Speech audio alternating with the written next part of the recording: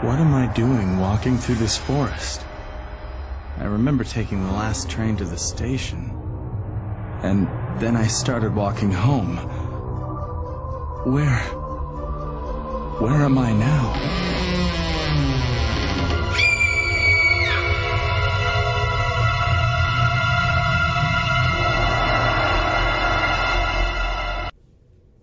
To the user Gregory, you've ruined my life. Hello everybody and welcome back to the channel. When I was younger, Pecola was my favorite show. I knew the theme song, sang it constantly, and I still remember it very fondly. But then, in the comments on my Qubo video, I was informed that Pecola had a similar show with the same graphics, but it was a video game. And the user Gregory thought maybe it was made by the same company. And it was. And this monstrosity was called Gregory Horror Show. I had never heard of this before. It was written by Naomi Iwata, who also wrote Pecola. Naomi Iwata also created other notable shows, including being the director of Pingu in the City. He, of course, also created the Gregory Horror Show video game and the Midnight Horror School TV series. But yes, Pingu, like the Noot Noot thing. Apparently he's a big fan of penguins. Not only was Gregory Horror Show a video game, it was a TV series, and there was even a manga and a mobile app game produced. The show ran from October of 1999 to 2003, and contained 88 episodes split up into 4 series and included 3 specials. There's a different main character for each of the 4 seasons, and the title's Gregory is actually the owner of the mysterious hotel that they're in. All of the English dubbed episodes are available on YouTube, and Did You Know Gaming even did a video on the PS2 game. People on YouTube were comparing the show to Has-Been Hotel, which I enjoyed, so I was very intrigued, and I watched it. And I'm going to go through an incredibly detailed summary of the first season. Obviously, spoilers. I don't think that I can convey just how weird the show is, but I definitely recommend watching it on your own. The link is in the description. The episodes are 2-minute long each, and they're very cohesive. So cohesive, in fact, that when I was watching a compilation of all of them, I had to look up how long the episodes were because I wasn't sure if just there was a commercial split every 2 minutes or if those were the ends of the episodes.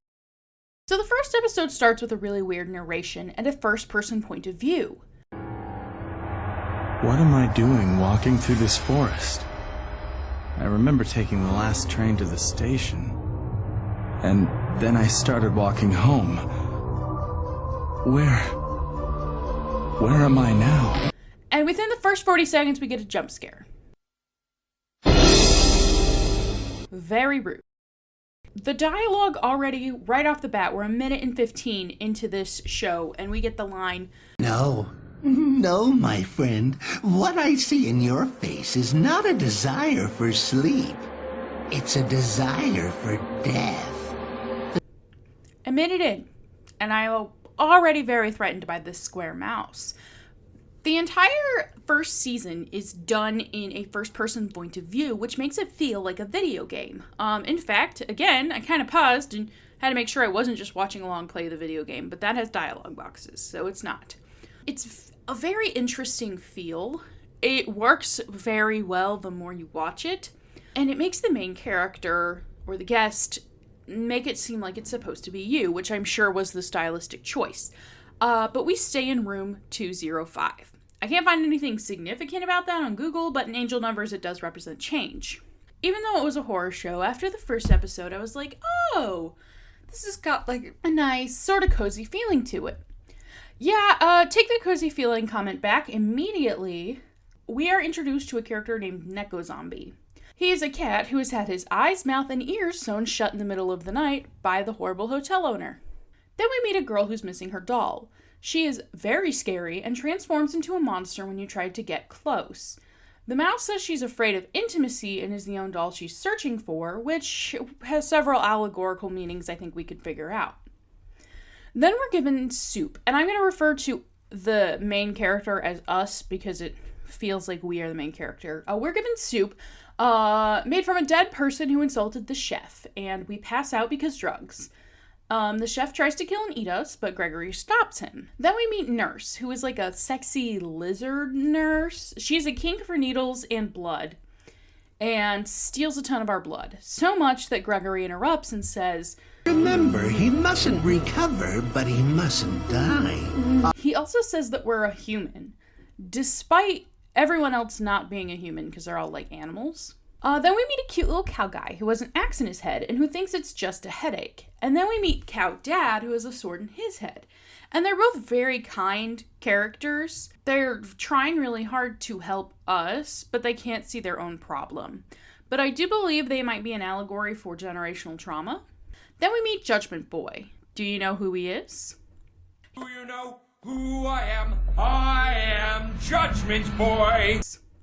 He asks us to choose between our girlfriend and money.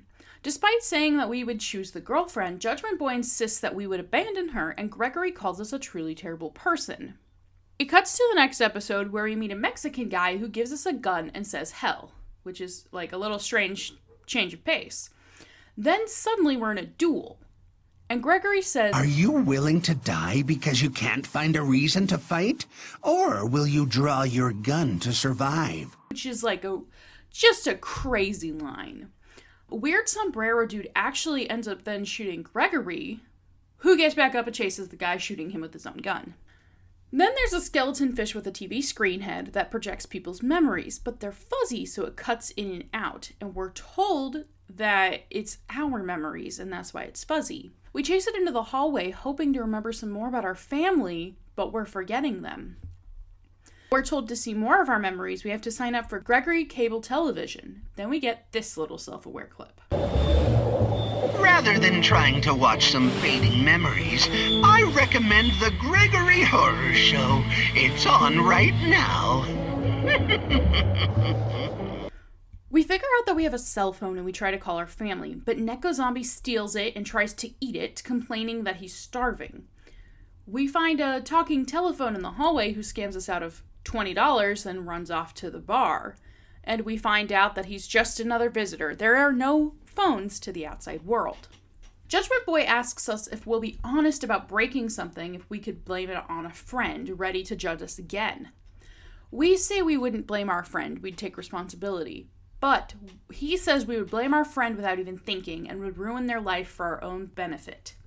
Gregory calls us a demon. Judgment Boy then tells Gregory that he would save a chunk of cheese and not his mother from falling off a cliff. Gregory's mother lives in the hotel and does not take kindly to this. We then meet two wind-up clocks, a father and son. They say that we have a warp in our time that is fatal and that we're already in a living hell. The father offers to mend the warp in our time, then tells us it's far too late. But he tells us since he is the master of time, he can take us back to before the time warped.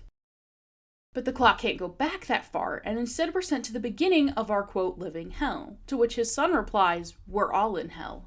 Our narrator, who is us, is now getting more and more frustrated with each pre-episodic narration. Then a fortune-telling frog appears. She tells us water is in our future and disappears.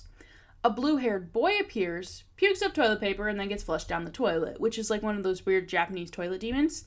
And Gregory says the boy likes it and that we shouldn't try to help him. We try to help, but Gregory tells us it's in his nature to be flushed down the toilet.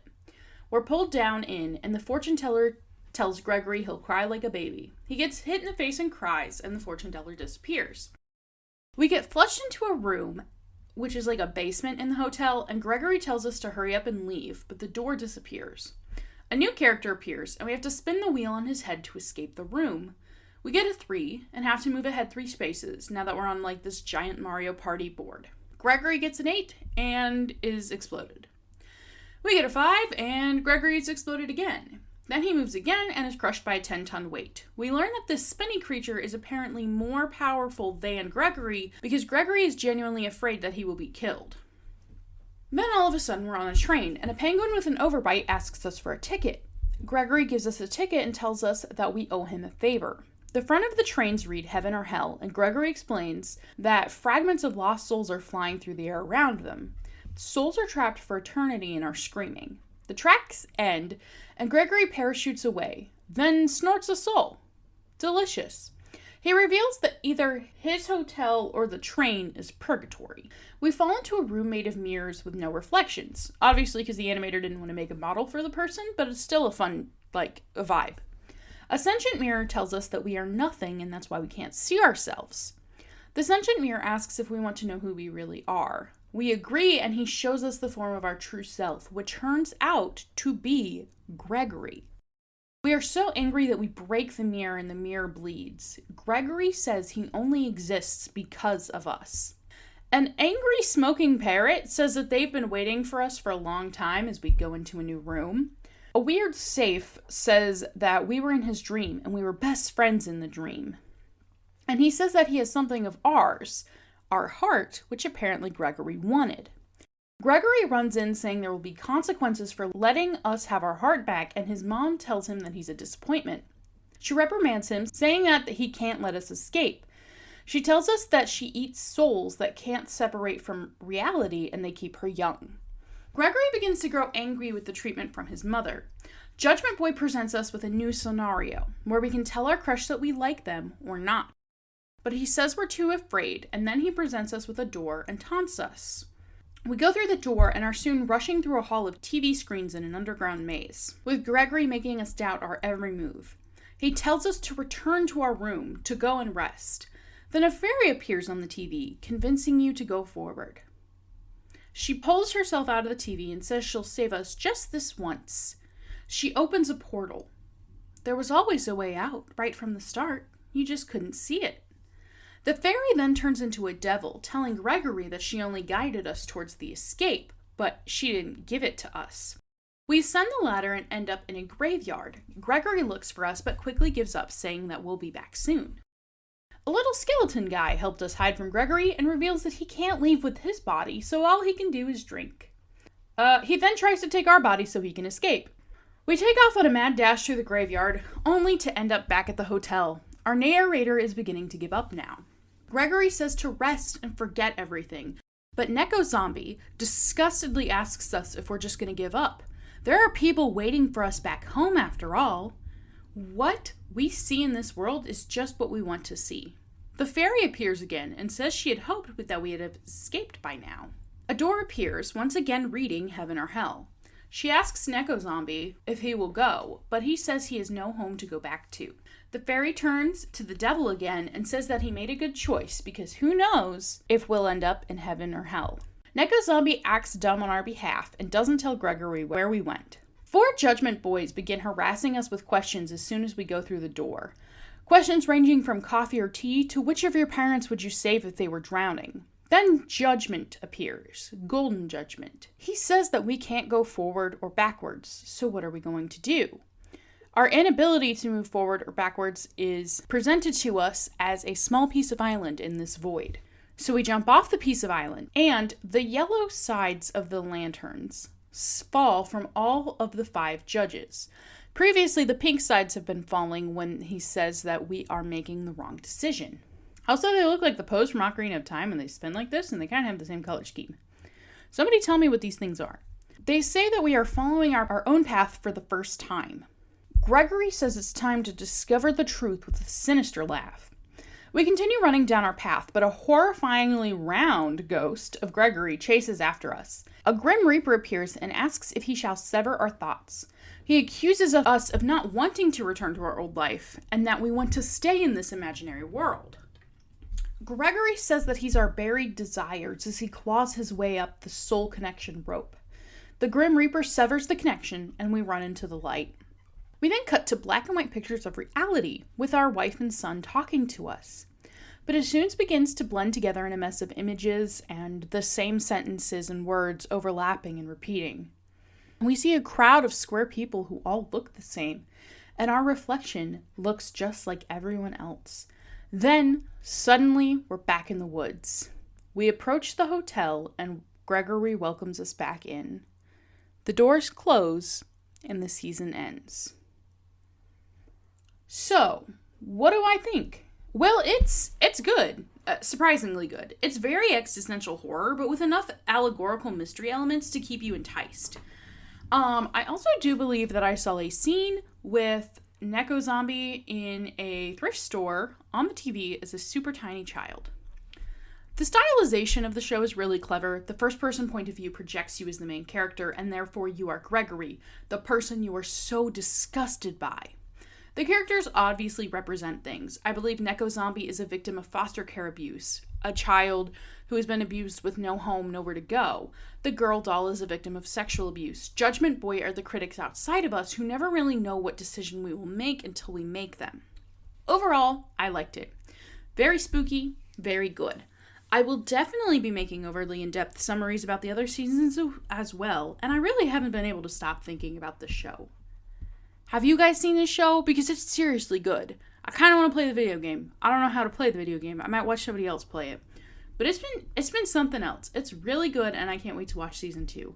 Let me know what you think in the comments down below. What do you think the allegories of some of these characters are supposed to be? I'm not really sure what, like, the time warp clock is supposed to be, or, like, the mirror guy. There's a lot of unanswered questions. But that is all I have for you today. If you liked the video, please make sure you subscribe. I will be uploading another one of these soon.